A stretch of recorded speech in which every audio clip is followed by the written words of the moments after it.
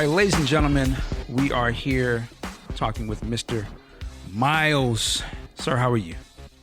I'm good, man. How are you, Michael Dean? I'm doing all right, man. I'm just amped. I'm ready to talk to you. It's just so funny. I always see your name on social media in different places, and I'm like, I see that name. And then I remember the interview came out on the Ebony. I was like putting two and two together. I was like, I felt like I know you, and I was like, oh, I know exactly who that is. So no, I'm good, man. I'm excited to talk to you today.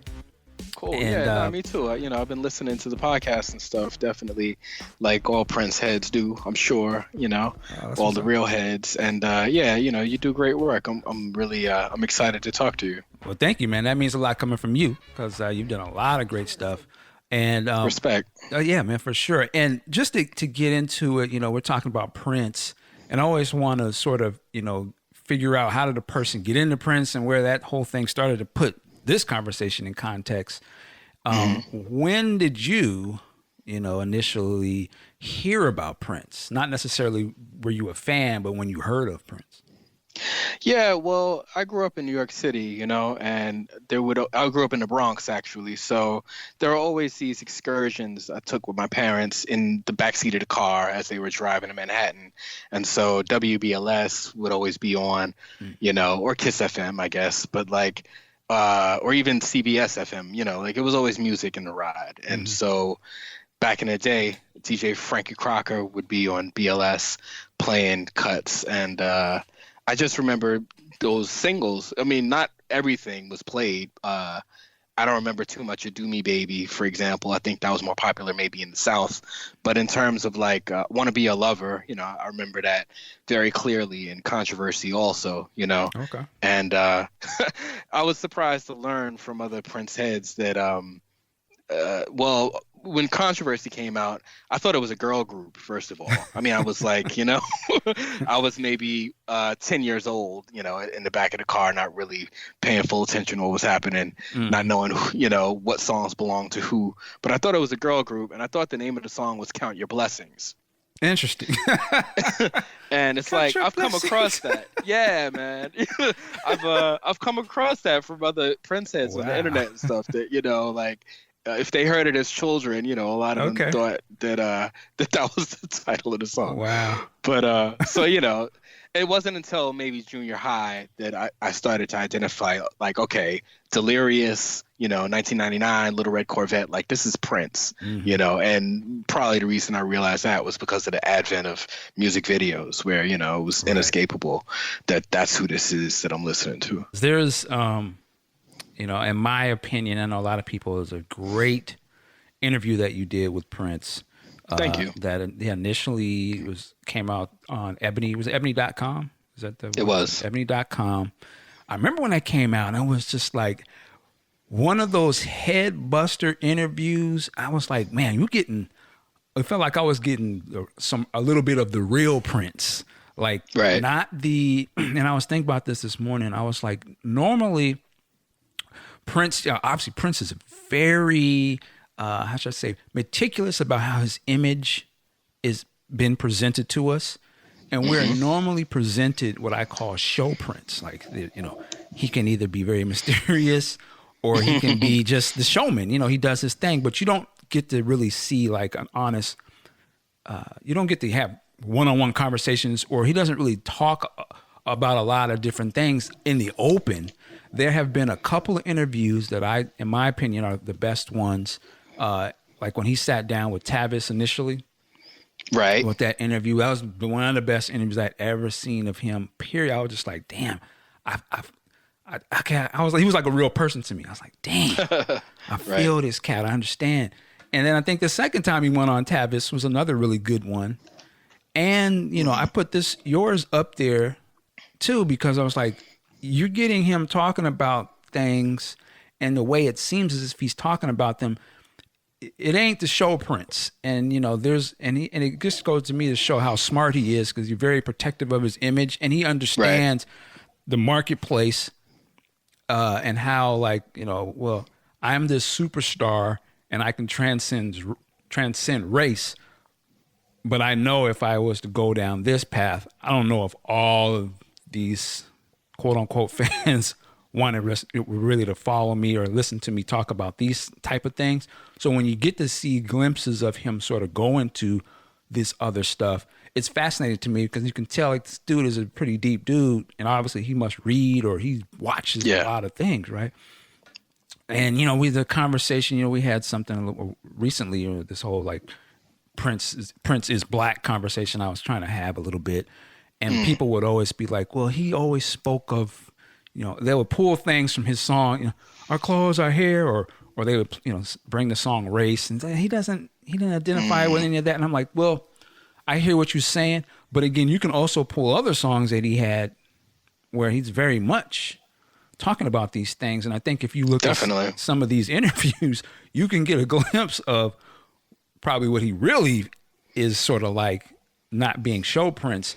And I think your interview sort of shows another part of that, not the show Prince. And I don't want to use the word bitter, but I use the word of, you can see this as an older gentleman who obviously is a superstar and been in the game for a long time. And you can tell he's got a lot to say, given the opportunity. A lot of it could come out if you just, you kind of get him on one and get comfortable. There's some things that, you can see some things that you normally wouldn't expect Prince to be talking about, because it kind of was like, I was like, man, he kind of calling people out a little bit. I can see the slickness in what he's saying. Right. He was good for that. Yeah. You know what I'm saying? I was like, you don't normally get to see that. Slick. Right. So I'm running my mouth. But being a longtime fan, like, talk to me first, though, of the opportunity that comes where whoever your editor or somebody's like, yo, there's an opportunity to interview Prince, and just kind of how that works. And then you coming up to Paisley Park. I don't know if that was your first time being there, or so can you Yeah, it was. The way it came about was that we got a call from his publicist, who was also representing Beyonce and still does at the time, and said, Prince wants to talk to you guys. I guess Hit and Run, the first volume, was about to drop, and he, was inviting some people to speak to him, and so it was like, come on out. And that was my first time to Paisley. But when I got there, he told me that he had come across my Madhouse piece. I'd written this like 6,000 word Madhouse story for Wax Poetics magazine. I remember that. And it's still on the web. You can read it. And it was for like their first major Prince special issue. So he had come across that, he's like mentioned something about Madhouse in passing, and then he kind of looked at me as if, you know all about Madhouse because you wrote that story, like we caught eye and had this moment where I was like, oh, so you read that, and he was kind of like, got my eye. Now is this at Paisley Park where you're talking about? Yeah, this is in Studio B. So if you take the cheaper Paisley Park tour, they take you to Studio B. Before you go into that, I want to be clear though. I just want to really set this up, and we'll come back. Sure. Talk to me, because again, being a fan and obviously your professional stuff too, but that first time you walked into Paisley Park, you being a guy who, bought the albums from Paisley Park and, the 80s and all that stuff, what did that feel like for you walking in there, first of all? And were there any sort of intimidation, or when Prince walked in the room? That's kind of what I want to get into. Yeah, well, I'll approach that two ways, because I'd met Prince once before in the 90s. Okay. And it was at this club called Life. I think BET had given him some kind of award, and there was a party, Marilyn Manson and Billy Corgan from Smashing Pumpkins were walking around, and somehow I bypassed Prince's security just to walk up to him and to like thank him for, being sort of a guiding artistic light, in my life. And he was nice about it. He wouldn't shake my hand. I offered it and had to play it off, and he didn't say much, but he wasn't like security, Right. He heard what I had to say, and, I hadn't drank enough to, sit there for 20 minutes talking his ear off. So I thanked him and I left. So wow. I'd met him before, but that wasn't, anything like the way the second time went. So I got to Paisley Park, and this, tall, like model-esque assistant that he had, came out to meet me, and ushered me into Paisley Park. So I wore a suit for the occasion because it's like, you're meeting Prince. He's going to be dressed up. He dresses up every day. I had to come with mine. So, I had my tailored suit on, and she led me back past his motorcycle, from Purple Rain, which was behind like a little velvet rope. Right. And as you walk in, and I was there because actually, ostensibly, I was invited to Paisley to interview Joshua Welton, who, was a young cat who produced Hit and Run. And so we spoke for like 10 minutes in maybe Studio A or something like that. But, after the 10-minute conversation was over, he was like, all right, so, Prince is here, he'd like to speak to you. And so when I went out there, it wasn't like a guaranteed Prince interview. It wasn't. I wasn't summoned there like to interview Prince, but we always kind of figured that was what was going to happen, and so that was what happened. So after 10 minutes with Josh, Prince walks in, and he gives me a hug. And that sort of took the edge off. I can imagine. It felt sort of more informal. Immediately because.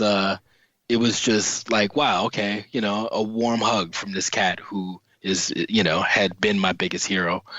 And we just started talking, and it was like, I didn't know that I would interview him for sure. So I had barely really even written down any questions. But again, I mean, you put me in a room with Prince and it's like, right, you're going to be able to go off the dome for 2 hours, which is what happened. So we spoke for a long time.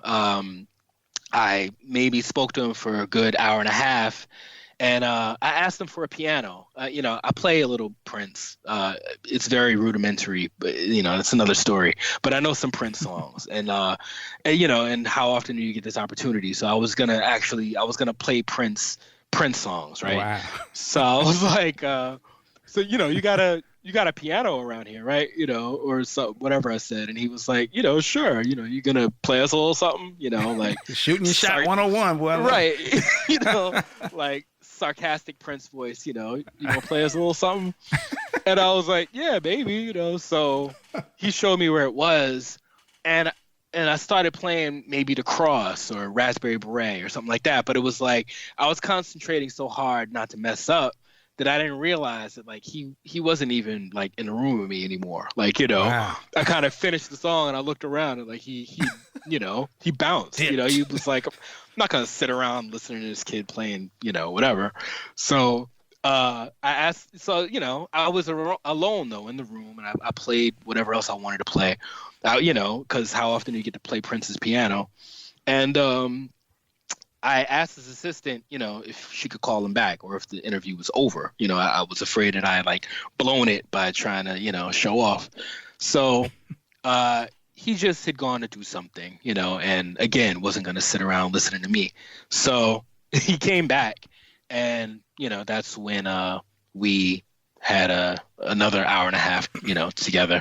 And then for that matter, to make the story complete, he took me to his car. He drove some kind of like Cadillac sports car around the cul-de-sac of Paisley Park where the entrance is, and invited me inside and shut the doors and like played me Hit and Run 2, which at the time we didn't even really know that was like in the works, and it was finished already. And I was like amazed that, he had already completed some whole other album that I wasn't even there to interview him about, Right. So, and then, we were done. And that time, I think he did shake my hand, and I got out of his car, but I couldn't figure out how to get out because in order to open the doors, it's like it was some kind of push button system. Like there was no handle where you could just open the door and get out. And I'd never seen that before. So Prince was on some next shit. Yeah, man. I was like, all right, Prince, thanks, peace. And I went to get out, and I felt like I was trapped in this ride or whatever. I was like, yeah, so what do I do exactly? So he laughed and reached over and pressed the button, and like the door opened by itself or whatever. Wow. But that was kind of what it was like. Now, without going into, talking about what he said or anything, but in terms of like how he was when you're talking to him, were you amazed that he would talk about the stuff he was talking about with you, or did you feel, was it a comfortable kind of conversation? Well, the conversation was very comfortable, but at the same time, I was just afraid that he might flip, that he might realize that he was being too open with me and then start being, like you said, show prints, that's not the interview I wanted. And it's not the experience I wanted, sitting down with him. So I tread lightly, I didn't really directly ask him about the past too tough, because I know, he doesn't like that and he doesn't dwell on the past and stuff like that, So, of course, there were questions. I would have had a whole other line of questions if I could have delved into like the 1999 era, the Purple Rain era, like the Paisley Park Records era, But he would bring some things up, I don't know how we broached the subject of the Beautiful Ones, but he made it clear to me that he actually hadn't written that song about Susanna Melvoin, which I had read up until that point from different Prince biographies. And he said that, it was written specifically for that scene in the movie. And it was really the whole, do you want him or do you want me? Like, that was specifically for that scene about Morris Day and Apollonia. And, wasn't, who knows if even that's true. But Right. That's what Prince told me. That's what he told me. And at some point we spoke about Madhouse and the time. It was cool, but it was like he was willing to speak about the past, but on his own terms. You weren't going to corner him about Jill Jones moaning on Dance Music, Sex, Romance, or Lady Cab Driver or whatever. Right. It wasn't really gonna he wasn't gonna answer those kind of questions. Right. But then he would bring up that he was willing to resurrect the time if Morris Day's son would be the lead singer. That was very interesting. Yeah, I was like, what? I was like, wow. Yeah. There was something else along those lines. Oh man, I just forgot it. It was about I had asked him if he had heard Condensate, Right. because the time, they got back together as the original Seven without his input and without the name The Time, and released this record. And there's a documentary on YouTube about them making that record. And I believe at some point they said that they sent it to him, and so I was wondering what he thought of it and if he had played it, and he told me he hadn't heard it. I wonder if that's true. He ain't listened to it. But, Yeah, but I can understand why he said that. Yeah, to me that seems more true than maybe the Susanna Melvoin thing, but who knows? Yeah, I thought it was interesting because, again, you bring about the thing with Susanna, and I can only assume he was talking about Susan Rogers in one part of here, right? Talking about the vault, and that's why I was reading that, and then he's talking about some other band member and his stuff being for sale or whatever. And, bring him to Cafe. me, and why you tell you? I was like, man, this is a cat that's he's not here for the funny stuff. Like, he's really, what I mean? Like, I'm trying to use better language, but he ain't, he's not. I'm seeing I can tell he was watching. Oh, you think it was about you? Huh? Like, oh, you. Yeah, why you? He basically, what he was saying? Why you got my name in your mouth? That's kind of the vibe I could see he sort of had to certain things, and it almost seems like he was like he didn't want people to like inject themselves into his thought process if he didn't feel like you didn't know him, or I don't, what I mean? It wasn't like, how you trying to tell me what I thought about things? And seemed like he was kind of saying, but I can see why you would think that, because I don't really come out and speak on that. I don't talk about it. I don't explain a lot of stuff, so you can kind of run, which I think, obviously us as fans, we're gonna speculate and do our thing. Sure. But I guess he was probably, I'm assuming he's probably thinking like, why are these band members or people that used to work with me, why are they out there trying to sort of inject their self into my thought? Again, that's just the vibe I was getting from the interview, and you didn't normally see that from Prince. And I was just like, man, I was like, man, he got something to say. He kind of coming at people without naming people, but and what made me wonder. I feel like I caught him on a good day, maybe, but also I think that I mean, who knows, but I feel maybe my Madhouse piece had something to do with it, because he knew who he was dealing with when I walked in the door. Madhouse is something that it's a band that you sort of need to be, a Prince initiate to even kind of know about. And I went off for 6,000 words about this band, and I had interviewed Eric Leeds and, Alan Leeds as well, and Fink, who played keyboard in the live version. And, I had done this like almost, Vanity Fair researched piece about this obscure, Prince record or Prince affiliate record, and I think that he realized that, I was somebody that knew his stuff for real. And so he could give me the real deal as opposed to, some like millennial from RollingStone.com who, what I'm saying, like didn't really grow up on his stuff and knows him from the Super Bowl. Gotcha. Now, why do you? The thing though, the controversy of this was, that interview went up, and you can tell me. I mean, it was almost like the next day or a couple of days later. Did they take it down or did they edit it down? Same day. The same day. Nah, why do you think that happened? Because I thought that was very odd. Well, I guess he realized that he was too frank. He was too frank. I mean, what happened was the publicist emailed us, hours after it went up, or maybe it was the next day actually, but it was like, take it down immediately. Prince says that conversation that they had was off the record, and take it down. So I was out there to interview him. So, it's impossible that it was an off the record conversation. That's sort of, what he was standing on in terms of us taking it down. But because the publicist also represented Beyonce, there were like politics involved. Politics of the game. Yeah, in terms of not, pissing her off. And, I don't want to piss Prince off. If he doesn't want it out there like that, then, by all means, take it down. I'm not trying to be Prince's enemy, but we took it down. But I mean, it's the internet, so you can read it right now. Right. It's like it just became kind of like the Black Album. Black Album of interviews. There you go. Right. Like copies were pressed and then destroyed, but there's still remnants. You know what I'm saying? It's like you can't really destroy anything these days. So Ebony doesn't have it, and they lost the traffic.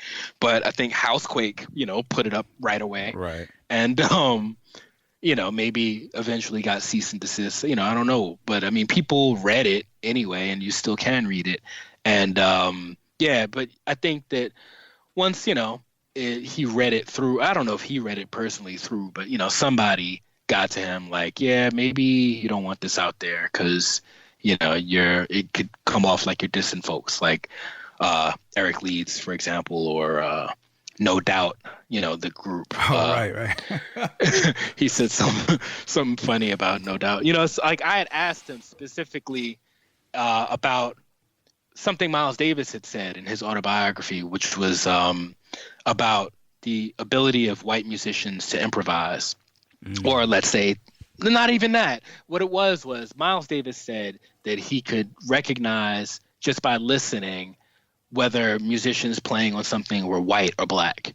And I asked Prince if he thought that was true or if he could do the same thing. And at first he told me that he didn't want to talk about it. He didn't want to go there. But then he went there eventually in his own way by saying that he had invited No Doubt to Paisley Park to jam, and that they couldn't jam. That like they know their stuff. That basically, white folks can do things that they practice over and over, but in terms of like improvisation, that's more a black thing, You got Larry Bird them? Basically, what I'm saying? Basically, saying it like, yo, you can be Muhammad Ali after you see Muhammad Ali do it. But, in terms of doing it in the first place, y'all ain't too great at that. See, and I can see how No Doubt could look at that and be like, yeah, he dissed us. But the thing, but see, the thing about it, I look at it as, and what I looked at the time was, again, this is a cat who's been in the game and not only been in it, but been, at the top of it, and is one of, in terms of quality and, artistic value and the work ethic, he can sit in a position to sort of, not even really chastise. I mean, there's a healthy bit of chastising and what they say, cutting the diamond or whatever the phrase is. But that's a type of person that, to me, you would want, I mean, people are going to make clown online, but he really giving you some nuggets and would probably maybe help you, further your abilities as a musician. If you can have a guy like that and can give you like some words, it might seem like he's dissing whatever, but there's some truth to what he's saying. And it's just like in any other sort of, medium or, field that you may be in. There are cats who have done it on a large level and should be able to, with love, offer some sort of criticism, chastisement to help you get better. So you can see, so they should be able to see what he said in that and know it wasn't that trying to be an evil type of comment, but it was really like, you know what? He ain't lying. I mean, he's Prince. You know what I'm saying? Like, this dude has the work to back up what he's talking about. So if he tell you something, then maybe you say, you know what? Let me see what he's saying. Maybe they know they was in the room, so they might know if he was telling the truth or not. And I would imagine a lot of musicians, if you're gonna sit up there and get in front of him, and I've heard a lot of them speak about it, where it's like, yo, they ain't playing, man. Like, you gotta be on point, or you ain't gonna last. You know what I'm saying? So it's not but I can see, it might come off, and even the stuff he was saying about, he said something like, I was used to being raised like I didn't have nothing, or and I see my stuff at this place, that's mine. You know what I'm saying? Like, I don't feel so I can understand that. I can see what he means by that.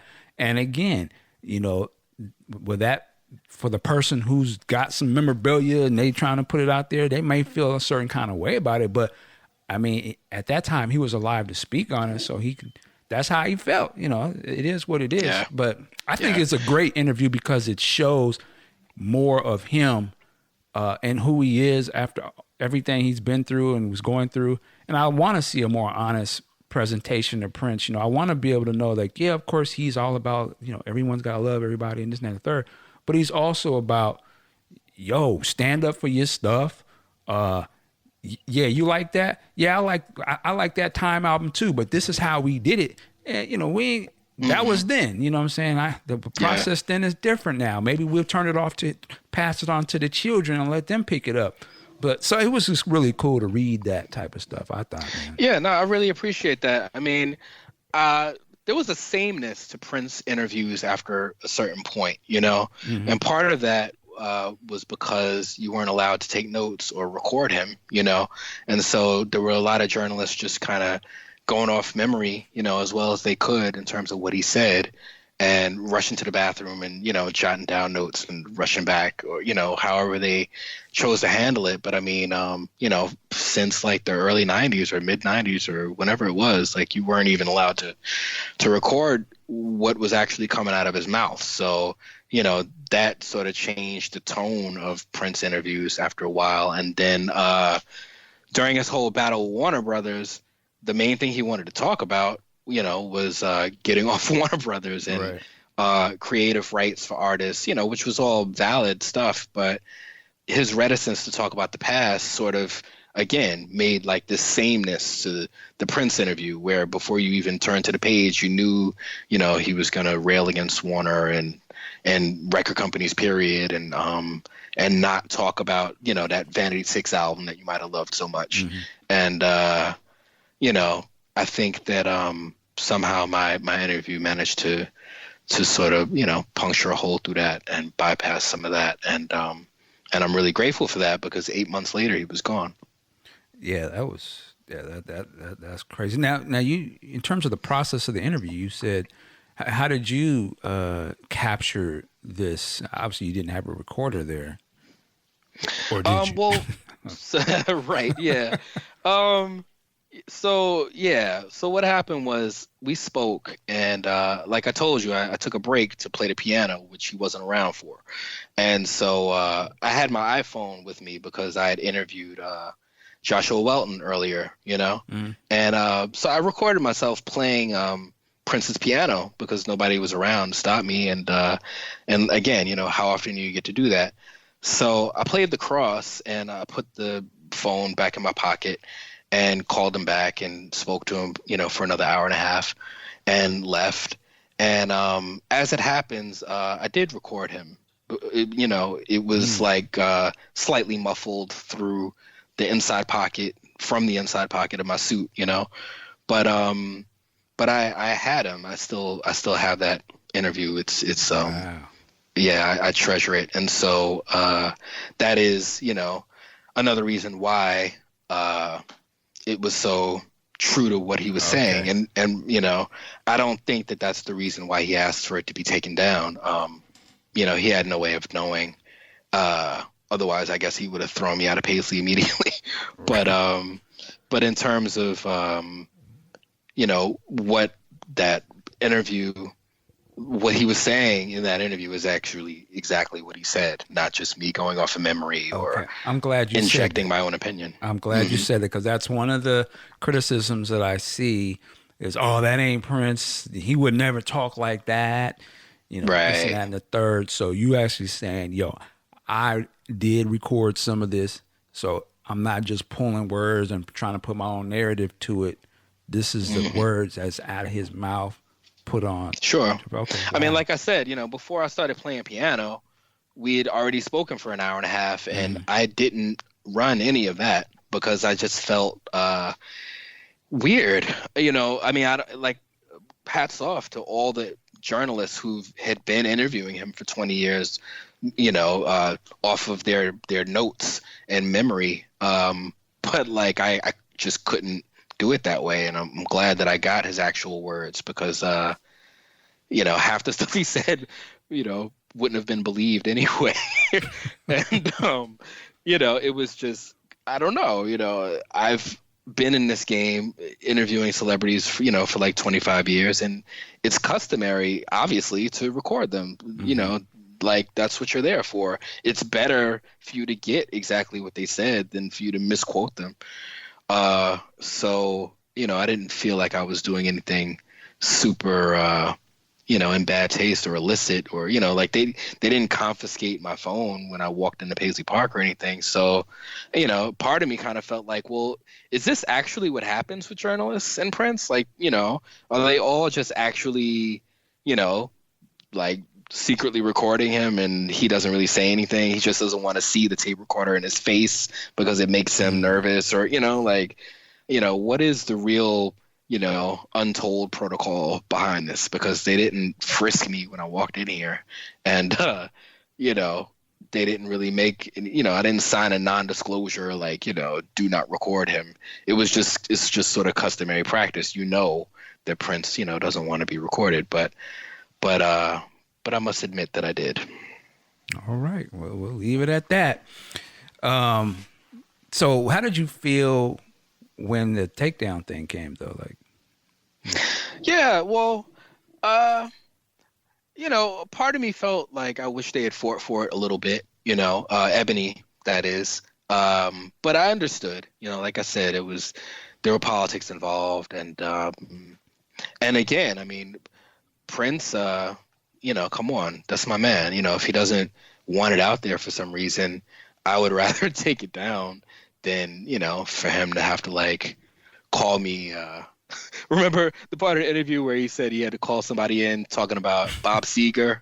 Right. There was somebody, I think it was actually Alan Light, who had written something about how, Bob Seger used to write anthems, in the early 80s. And so Prince wrote Purple Rain because he needed an anthem also. And Prince was kind of like, Bob Seger, get that writer in here, let me talk to him about, Bob Seger, really? I didn't want to become that guy, no diss to Alan Light, but yeah, I didn't want to get called back to Paisley. I invited you here. You recorded the conversation and put, or whatever he thought was wrong with it, But I was just, so yeah, I was like, if he wants it down, then, take it down. And again, it'll live on anyway. It'll even be more, it'll be more infamous actually that way. Like I said, like a total kind of Black Album sort of a thing. Like, okay, take it down. Like the real heads read it already. And those who want it will find it going down, the wormhole of the internet. And yeah, that was. Okay. Oh, and then Billboard called me. Billboard called me like that afternoon, I think. Like, where'd the piece go? Because I think I hadn't even seen it, but I think that they had like excerpted it from Ebony or something, and then they had a dead link, and they were like, "Well, what happened to your stuff?" So they did a whole story on, the disappearing interview and how Prince is, with his interviewees or interviewers and stuff. Okay. Now, I'm curious, was this going to run in the Ebony Magazine, or was this purely just going to be online, or was that even a conversation yet? Or yeah, no, good question. So actually, when I got back from Paisley, this is maybe August of 2015, I ran maybe 3 questions from our interview, because it was for the publication or the what is the word? It was for a hit and run, part 1 or whatever. It was to publicize hit and run part 1. So I went out to Paisley. We ran 3 questions from the interview, but my editor actually wanted me to hold back, all of the interesting stuff because we were hoping to get him for the cover. Okay. Ebony Magazine, every year they have a gala, and yeah, it's kind of controversial because I don't work at Ebony anymore, first of all. Let me put that out there. But Ebony owes a lot of money. I was about to ask. I remember hearing something about people weren't getting their money and stuff. Yeah, that's a serious thing. Okay. But Ebony owes money to journalists, and they haven't paid it all, and yet they have this gala every year. But anyway, there are different performers at the gala, right? While I was working at Ebony, I remember the Jackson 5 or the Jacksons performing at the gala, and there was another performer, I don't remember. But anyway, they wanted Prince for the gala, and it turned out that, Prince didn't do the gala, but I guess in conjunction with, Prince doing the gala, maybe they would have given him the cover and it would have been, all the same month. But anyway, none of that happened. So when Hit and Run 2 came out, I was just sitting on this interview that was great. So it was like, all right, let's just put it out anyway, because now there's a whole other album to publicize. Like 6 months later, Hit and Run 2 was out or something. So that was when it ran online, and that was when it got taken down immediately. Okay. Where can people contact you or find you online, or different places they can find your work? Sure. Well, I have a website. It's MML, my initials, MMLunlimited.com. And there's a writing section there that provides links to everything from GQ to the New York Times to the Village Voice, different places that I've been published over the years, and that would be the main place, I would say. But in terms of social media, period, Instagram, Twitter, I am reachable also at MML Unlimited. All right. And as I always say, thank you so much to be on the show. But of course, we're going to walk out of here and say, work it like a job. We will see you next time. Peace. Respect.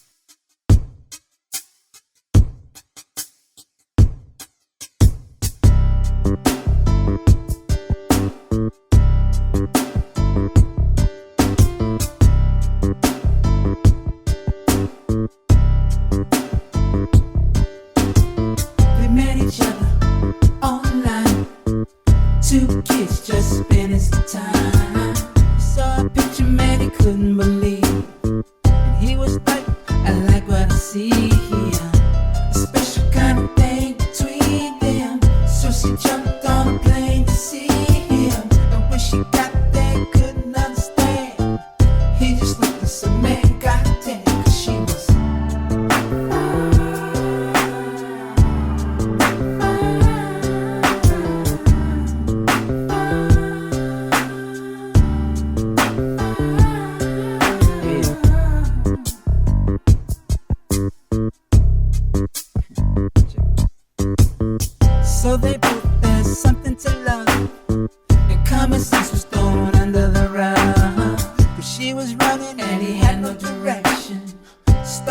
life without spiritual connection. Say,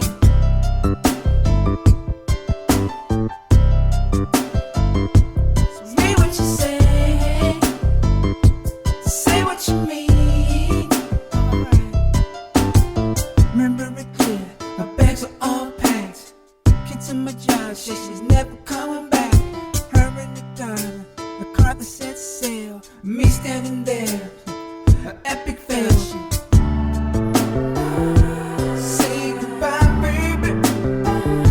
Say goodbye. Say goodbye, baby. Say goodbye.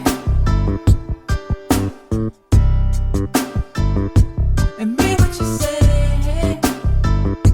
Say what you mean. Say goodbye, baby. Say goodbye, baby. Say goodbye. Say goodbye, baby. Say goodbye.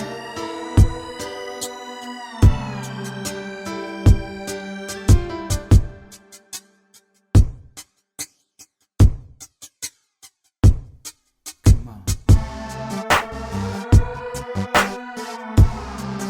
Mean what you say. Say what you mean. Say goodbye.